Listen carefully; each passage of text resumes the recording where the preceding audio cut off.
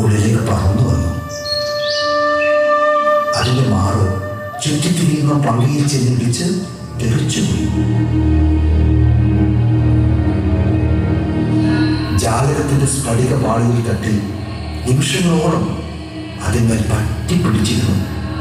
കുരുവിയുടെ നെഞ്ചിൽ നിന്ന് രക്തം വാർന്ന് ജാലകപ്പാളിയിൽ പടർന്നു. അവളുടെ ഭർത്താവിന്റെ കണ്ണുകൾ നനഞ്ഞു.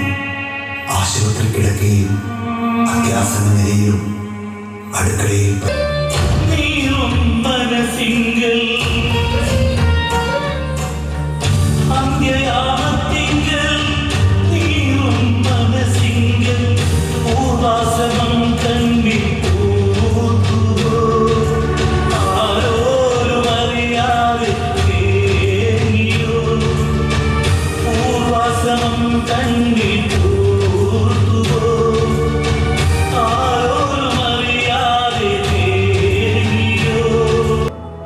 ഇപ്പോഴും പോകാറുണ്ട്.